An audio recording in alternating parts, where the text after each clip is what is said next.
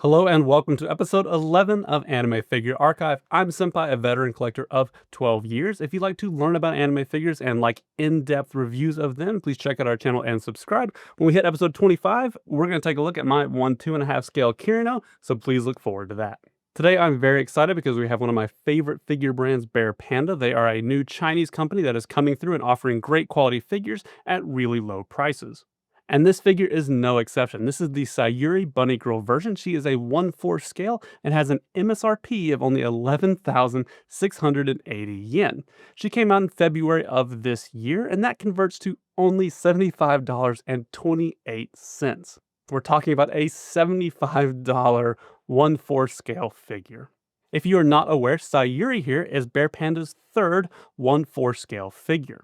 On screen right now, you can see Konata on the left and Yuna on the right. Both of those had an MSRP of only 9,900 yen. It'll be interesting to see if there's 2,000 yen more of value here or if BearPanda is just slowly increasing their prices. Konata was actually BearPanda's first figure.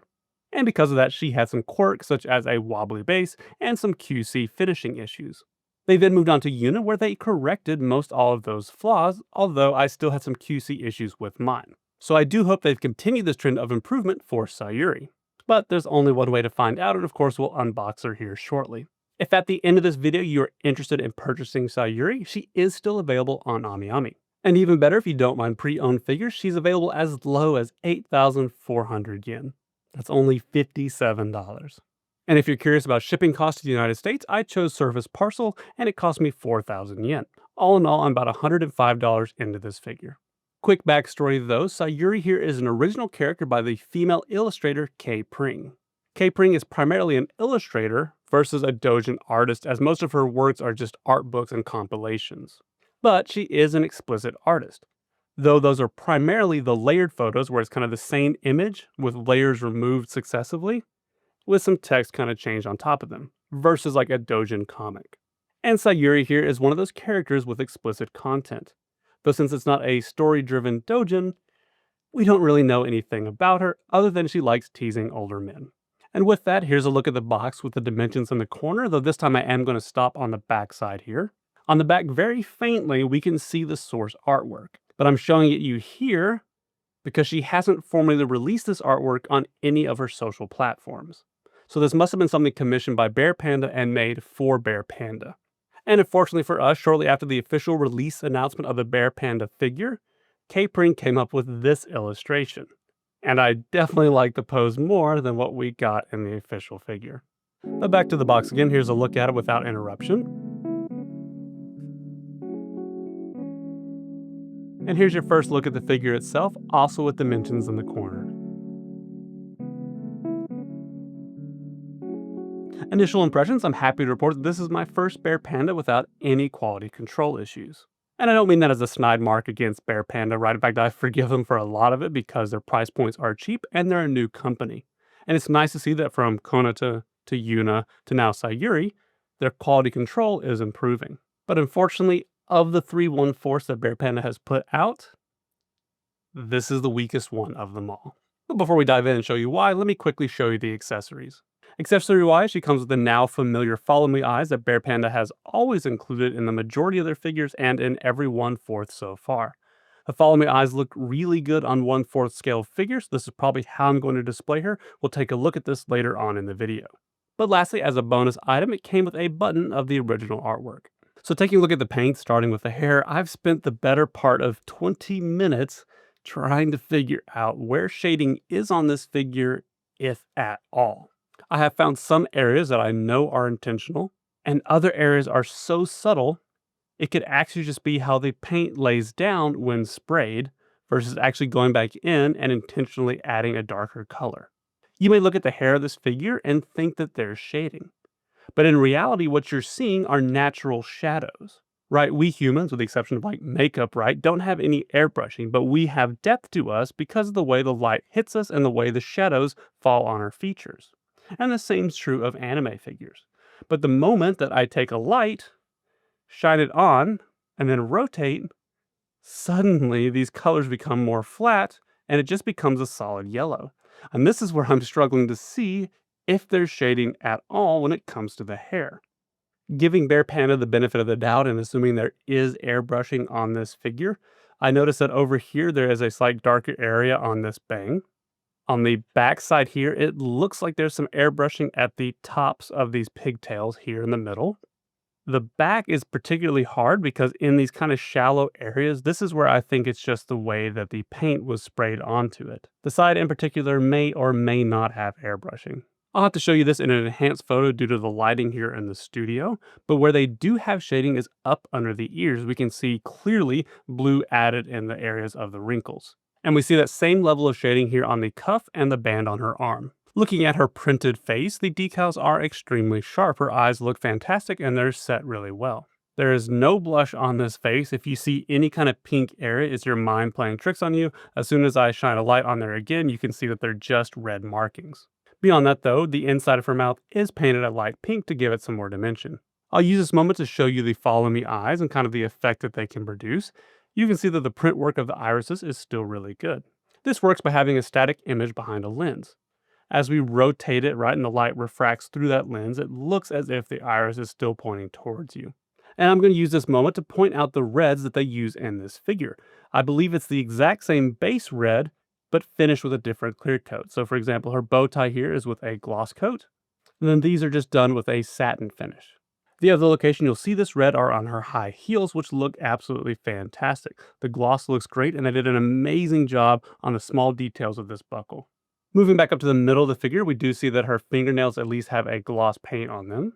The flaps over her breast have no shading and are a flat white. And we do see a really pretty gloss white for her bunny outfit. I don't particularly think we have shading here. We see some areas of darker blue kind of here in the middle where her belly button is, and maybe right here on the side.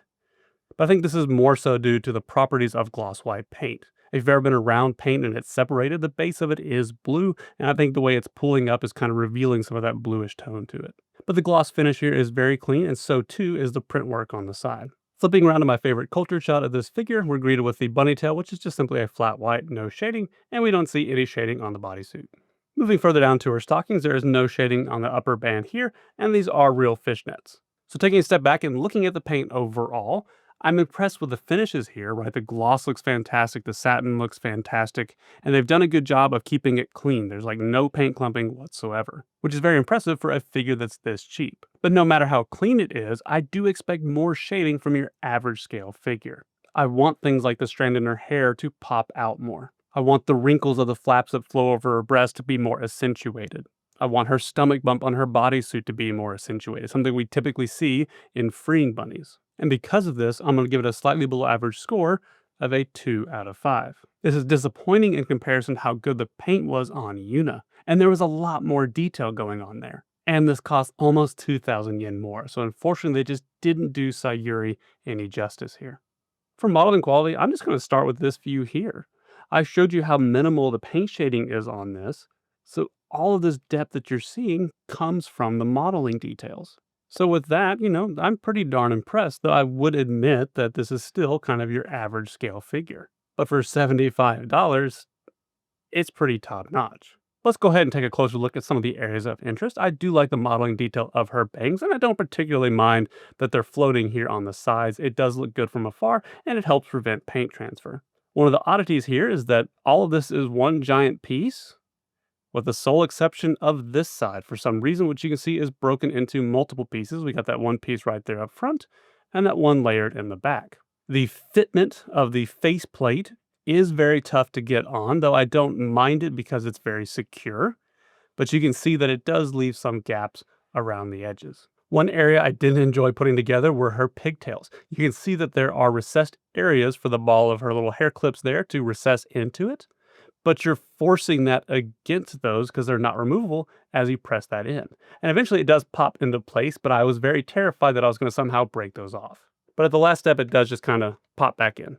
Whereas Yuna's bunny ears were extremely difficult to get in, these are actually on the looser side. And in some ways that's nice, but in others, as you can see here, because this is white, it's really easy to reveal gaps if you don't set them in properly. But just sit there and kind of wedge them in a little bit, get them straight, and those gaps disappear. I do wish there was more detail where her pigtails are pulled back on the side of her head, so you can see lots of detail in the bangs, and it kind of gets muted as we get right here. We get a little more detail on the back, but it does look semi-cartoony in comparison to the rest of the figure. But as we step back, it kind of looks more like a proper illustration. I'm very pleased that the pigtails are one solid piece and we don't see any strands added back in. They've done a good job of implying that there are nipples in her breast flaps here, but if you look up from underneath and kind of peel it back, you'll notice that there aren't any. So if you were to force cast this off, there's nothing under there. BearPanda has done a good job assembling this figure and keeping all their gaps, such as the one here in the arm, nice and tight. True for the other side here. The only real gap we have is on the side of her hip here, though it's very small and within the realm of acceptable, and it's only really noticeable because the bunny suit is white, so that dark shadow is very contrasting. If this were a darker bunny suit, you'd never notice it. There's a slight gap on the other side, but it's slimmer and it's elongated, so it's much more even and less noticeable. Freeing could take note here, as there are many bunnies that I have that these gaps are extremely noticeable. Figures tend to struggle with kind of flashing in between deep gaps here, and you can kind of see a little bit built up as we turn it, but they've done a good job of making this deep. The bunny tail is pretty standard affair. I do wish there was a little more depth to the top of the stockings here, and I don't like how these look kind of welded together versus stitched. These look more like metal bands to me than cloth. This might have been a little more believable if they went for a flat finish instead of a gloss one. And once again, proud of BearPanda for the pretty even gap that they keep where the legs would separate. Then back with their shoes, very clean, simple, they look fantastic. So similar to the paint, the finish overall, the modeling is very good. And although I have kind of some minor little grievances with some areas that I think they could have elevated it more, probably the best compliment I can give this is that this is freeing on a good day. Yet it's less than 12,000 yen. Again, as I've shown you, the modeling is what really enhances this figure because it's responsible for all the depth we see since they got so lazy on the paint. Again, it's the modeling that really saves this figure. Modeling. And because of this, I think this figure gets a well-deserved 4 out of 5. If Freeing could just lock in this level of quality, we'd feel their price was a little more justified. But BearPanda here is really showing us how far-fetched the prices are for many of the Freeing bunnies. And coming off the high that was modeling, as per usual, we get down to the base where it's just straight doo-doo. I can only imagine the hours they spent toiling over what they could do to make a very creative base, and then they shit out this. Now, this is BearPanda's third attempt here at a 1/4 scale base, and at least in terms of stability, it's the best one. The Konata 1/4, it didn't have any support structure and didn't lie flat because it was very thin, and so the figure was very wobbly. For Yuna, they still didn't have a support structure, but they did make her significantly more rigid, so that was a plus. And on here, they are trying at least. We can see that they now have metal supports up under her legs, which are nice to see. I think they've done a good job molding these in. This is actually not part of the base, but rather attached to the figure. And although it comes pre-installed, you can in fact remove it. But there's a lot of surface area on here for this to connect to the base, so it does feel very solid. They've also decided to maybe increase the thickness of this by a few millimeters, which does lead to it being very stable, even though they don't have a support structure. Outside of that, the nicest thing I can say about the base is that it's gloss white and doesn't clash with the figure. Whoop-de-do, right? I just can't fathom that this is your final product. This is an original character by an artist that you sought out. Just put their signature on it. Literally anything to kind of signify that you gave any form of effort to this, and in return, I'll give you something beyond a 1 out of 5. Unfortunately, artistry is where I actually struggle with this figure. I know many people don't like the face, and myself included. She looks very downtrodden, even with the following eyes. Let me swap back to the other one. And similar story in this face, right? She's kind of downtrodden because her eyes are looking downward and she's a little flushed. But if you do happen to like these faces, my bigger issue is that it's just not the character. As I said before, she's not a doujin with a storyline, but she does tell stories through her illustrations and then in some of the lewd things that we can see. More than anything, she's a tease. She's controlling. And seeing her embarrassed and shy just doesn't feel like her. And outside of her face not matching, maybe my issue is more with the illustrator K. Pring than the figure itself. You can see here the figure is very curvy. Yet she starts out by having a slim, athletic build. But K. Pring contradicts this all the time. Here's one more look at Sayuri with a fit, slender body. But then suddenly jumps to this. So I don't know what the hell her diet is, but it goes straight to her hips and tits. Then just last month, K. Pring came out with this illustration here, where I guess Sayuri just gave up fitness and went straight to Ozempic. And then we're just back to this. And honestly, I just don't really know what to think about it. The face doesn't line up with my impression of Sayuri given what I've seen of her. The body, I guess, could be Sayuri given what she's eaten that day. So at the end of the day, I'm just left with something that feels uninspired. And I don't think the blame is fully on Kay Pring here. If you look at her original artwork, she's a lot more mischievous there, and I think capturing that would have given this a little more whimsy. Again, I wish this was based on that second artwork she released after this was announced, because there's a lot more movement to that. And even though she's embarrassed, kind of shy, it kind of fits with that attitude that she has, right? That she maybe doesn't want to be seen like that because normally she's the one that's in control.